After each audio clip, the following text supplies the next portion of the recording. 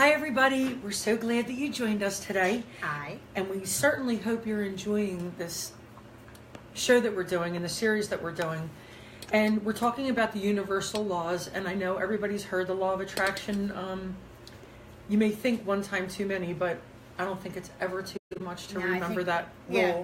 But today we're not going to talk about that. We're going to be talking about the law of oneness and the divine oneness. And just to kind of, it may sound like the law of attraction because we're talking about how everybody, everything, nature, all humanity, plants, rocks, everything, we are all connected. The ocean, palm trees, everything, we're all connected. So every single thing that we think or say, let's say everything we say actually comes back to us. When we talk to somebody, if we're all connected and we're all one, then clearly whatever we're saying to somebody, we're saying to ourselves. Mm-hmm. So it should kind of inspire you in another way to think first before you say something hurtful, respond to somebody objectively, and find a kinder way to do it. And once again, I think that coming from love, or remembering to come from love, or coming from peace is a huge part of that.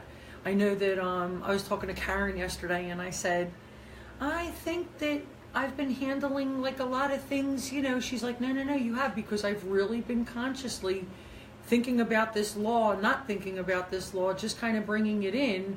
And it feels very comfortable to do that because I really find that no matter what's happening, I'm stepping back and I really am taking those couple of seconds or a minute to really piece out what I'm going to say, what's the next thing that's going to come out of my mouth, how's it going to sound, and am I going to hurt somebody by saying this? And you definitely need to be reminded, because I know I have the need to be reminded. Right, and well, I think we all do. And sometimes, we're going to say something that we know isn't going to be pleasant, but we can find the most pleasant way to say it. Like, for instance, your partner, or you have a girlfriend or a boyfriend or something that's always running late, and it makes you run late to everything you do. And you start to get uncomfortable with it. Like, you start showing up late, everybody starts, ragging on you, this and that. So you could explode and be like, we're always late, and da-da-da-da-da. Or stop and think for a second. Is that how you want somebody to talk to you? And you know that it's frustrating, it's a regular thing, so let's turn it around for a second. What if, before you get all angry, ruin your day, hold all that stuff inside and bury it after you've already vomited it out of your mouth, and it affects your liver? Before you do that, what if you went like this? We're always late. It's really uncomfortable. I hate making excuses. Can we find a way to figure some dynamic here where we don't have to be late all the time? What can we do so that we're not late all the time, and it can just be a peaceful when we leave to go somewhere? That's planning in advance. I feel like some of the things that happen are spontaneous. Like, if you can say, if you know you're going somewhere and you're going to be late all the time, then like a few days ahead of time you could say, well, we know we're usually late. There's a great way to do it. That's something to do, to plan ahead of time. But what happens when it's a spontaneous event? Right. And in the heat of the moment or the anger, you're not going to be like, oh, honey, do you think we could do things differently this time so that we don't have to be late? Right. I doubt it. Exactly. I think that's the hardest part of the whole thing. But and the thing is that because we are all connected, everything affects everything and everyone. When you and this is really relevant, like in learning about sound therapy and vibrational balancing and things. When we play the crystal bowls and we feel that energy moving out and that ripple like on a pond, that pond never stops rippling. It's just that it's so far away we can't see it. That tone never stops ringing, but we can no longer hear it with our bare ear. So everything that we send out, every word that we say, every tone that we do goes out and comes back. We are feeling it on another level. So just even if that's enough for you to remember that every time you say something to someone or react or respond, you gotta remember you're reacting and responding to yourself because we're all one. I'm having very funny thoughts while you're saying it. What do you do? Please share. Go ahead, do it. Because when you're in that moment, how do you diffuse yourself? This is really how we got doing this talk, is right here. Go ahead. Like when you're in that moment, then what do you do next? Like you're already there, you're already elevated, then what happens? At that moment of elevation, you just have to brace and see that red stop sign I told you about shows and shows and shows ago. Hold on, I need my freaking bowl. I'll be right back. Or every day, wake up, whatever it takes, and just say, thank you, please allow me to come from a place from love today. Everything I say, everything I do. And I think that's back down here somewhere. Or it's on my other sheet that I just threw away over there. Okay, no. Every day when you wake up, practice these things. Anything that you do takes practice. Anything you do for 21 days becomes a habit. So if for 21 days you can start practicing every morning, waking up and saying, everything I do and say today is going to come from a place of love. I'm in a couple situations where I really just have to step back, not say what I want to say right away, think about it, and either diffuse it within my own mind, let it go, and agree with myself that I'm going to let it go, or find a better way to discuss it with somebody so that we can find a common ground to be able to discuss things and not make it be that fury. Right. Because guess what? I don't want to feel that. I don't want to feel anger. I don't want to feel guilt. I don't want to feel resentment. I don't want to feel hate. I want to feel all the other things. I want to feel joy. I want to feel gratitude. I want to feel happiness. I want to feel love. And I really want to feel that all the time. And when you get to that place where you really want to feel all those things, it's going to become more natural for you. Yeah, sure, there's things that piss us off. I mean, we're human, but that's the human part of us. This is your ability to evolve into your spirituality. This is where all these things come together. When you really bring yourself to a place to understand the things that happen, the things that are said, the things that happen in our life are happening for a reason. Remember, they're all lessons. And one of the biggest lessons is to be able to have something obstructive be presented to us and be able to handle it in a way that there's not disruption in here. That would be something. Well, and yeah, right, but yeah, no, don't definitely. You believe it's something we really have to practice? Sure. Yeah. Yes. And there's definitely triggers too. So I think those triggers are put there for you to learn the lesson. Or you're not going to get me next time. Yeah. No, okay. Yeah. So think about this. When we're born, as a baby, we're really surrounded by, in most situations, we're surrounded by caregivers, parents, aunts, uncles, caregivers. Maybe we're in daycare, women that, take care of us and nurture us and whatever, men, whatever.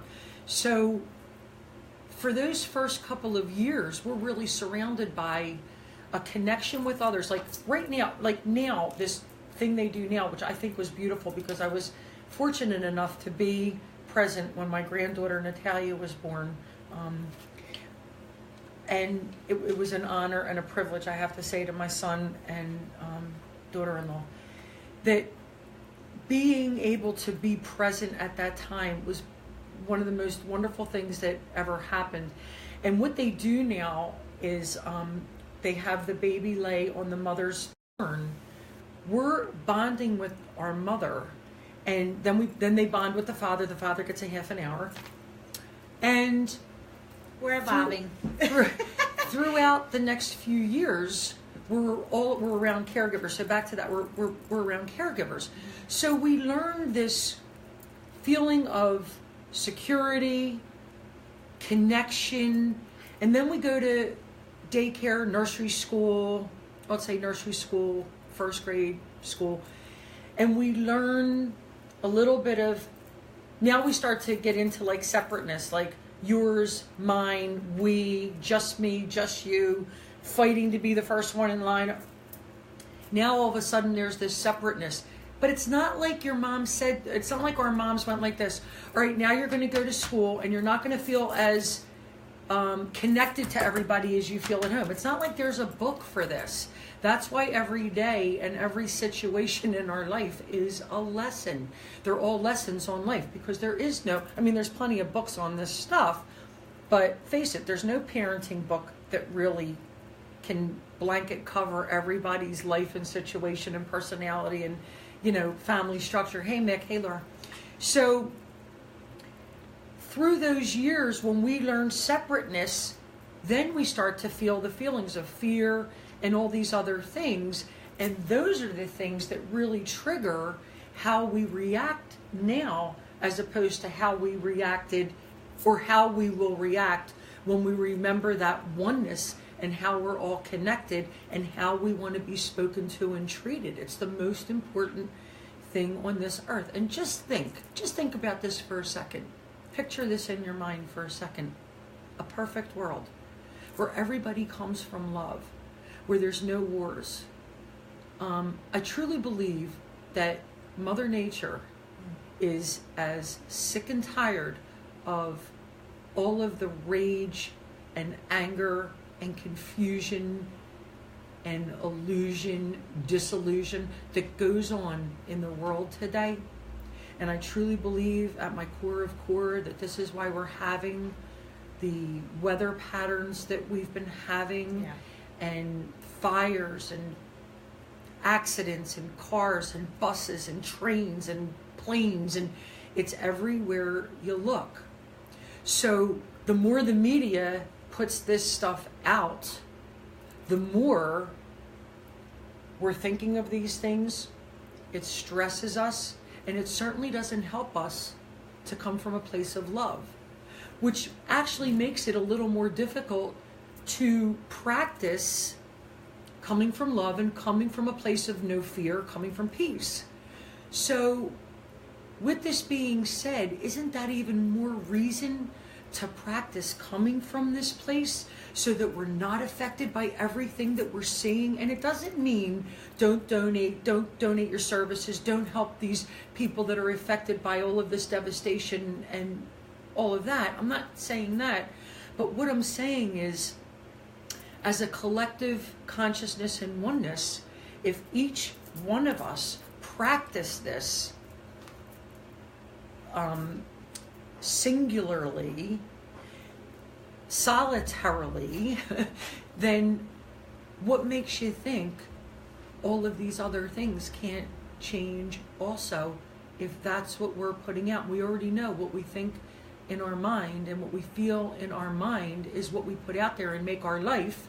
So this, coupled with the fact that everything we say, everything we hear, everybody in the media, you know, ranting and raving about, is affecting us, but affecting all of us on the whole, because the law of oneness means we are all connected, and whatever vibrations and frequencies are put out from our tones, from our tone of voice, you know, the mudslides in California, like the whole tone, like, oh, my prayers go out to these people in California, all this stuff that's going on, honest to God, like, you know, anyway, we're feeling it. We're feeling it. It's a litany in that example, a litany of all the things when you listen to the news. This one got killed. That.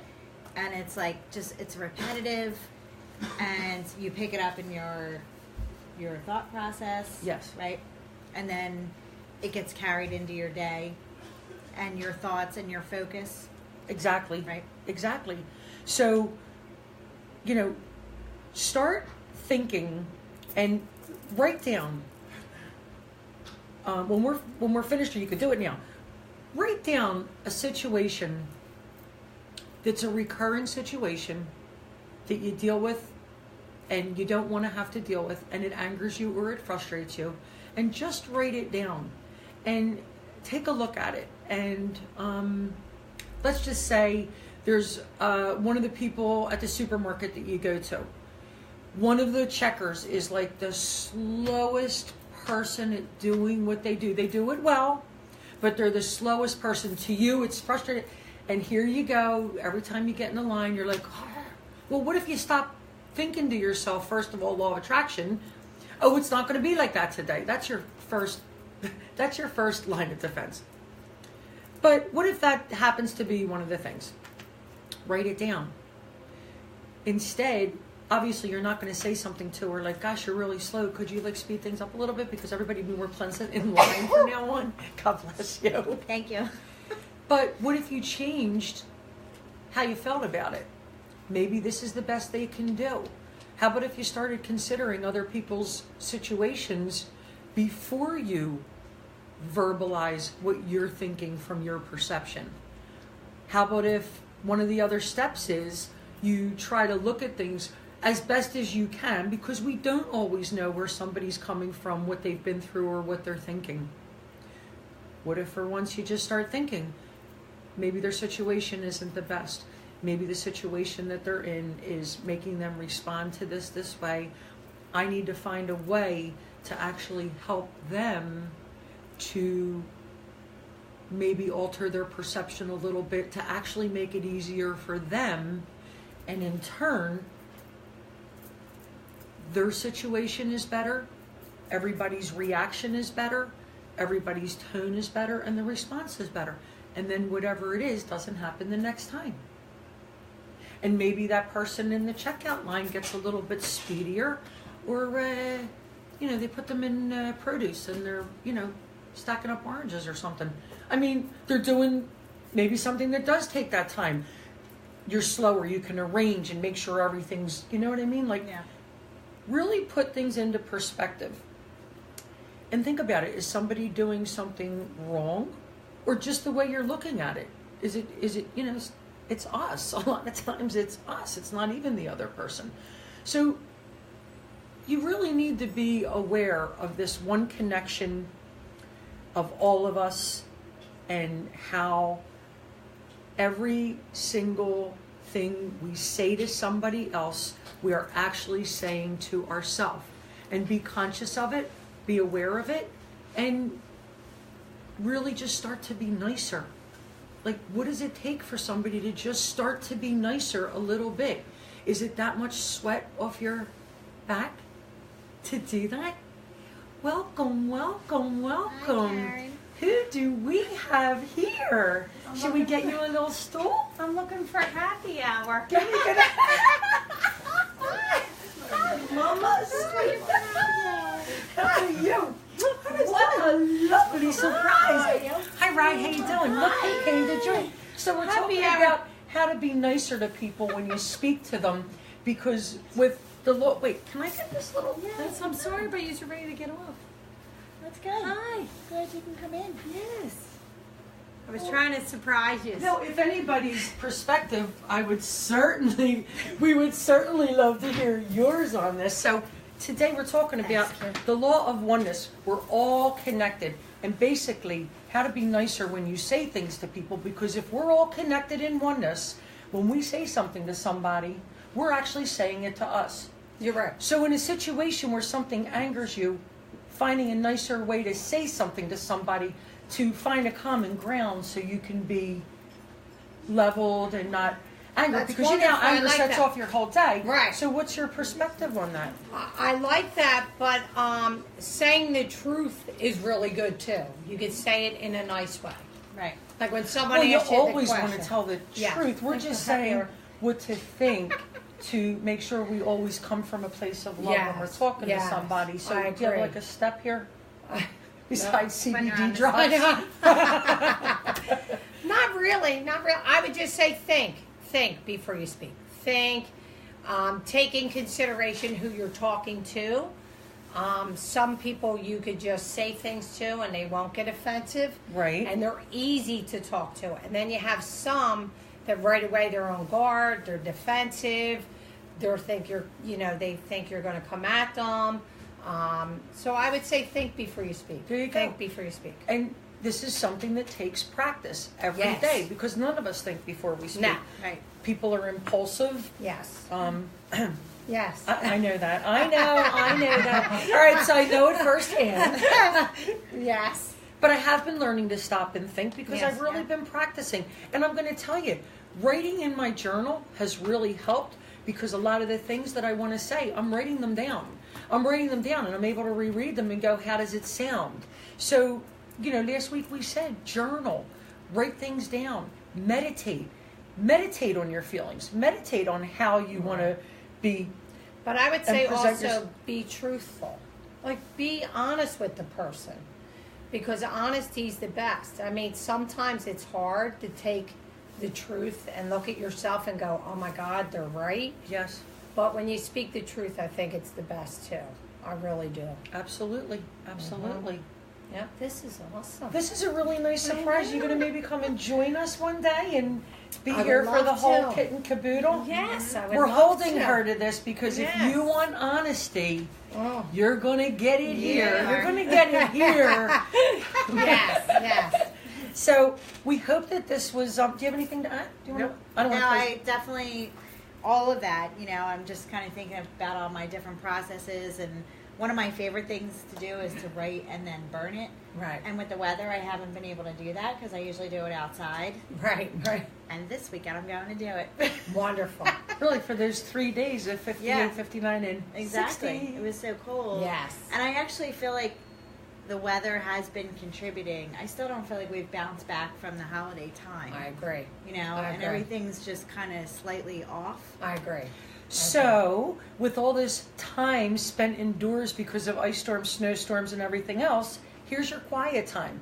The universe is giving you time Yeah. to reflect, be alone, and really start to understand your feelings, your thoughts, so that when you execute what you want to say to somebody, that it's coming from a place where you can really come from peace and work out your differences, just like you would like somebody to peacefully work out the differences that they have with you. I agree. Be to other people, treat other people, speak to other people the way you want them to speak to you.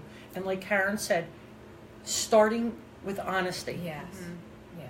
And I think if you really are honest, that helps it also, because you're coming from that place of truth, from really, really, really deep. And sometimes it's not that And I easy don't- when you have to tell somebody the truth about something. Yeah, and I don't like to question what I thought somebody meant. I can't stand that. Like, no, I want to know exactly what you meant when you said it. That's Right. something I have to practice. Yes, Right. Kim. Yeah. I agree. Yeah. Like, So, you were right. I Yes. know that for a fact. Yes. Yeah. Yeah. Like, why Yeah. go, oh my God, did that person mean this? Did they mean that? Did they mean Sure. this? And texting is horrible. It is hard. Oh, we've lost all Horrible. personal. Oh. And I always put ... after everything because I don't know why. Well, my kids think I I'm do that in mad. my newsletter. They think I'm mad at them. Oh, really? Like, I'll write, I'll write something, then I go ... and they're like, oh, It's what is almost she like mad you about? don't want to lose that connection. Yes. That ...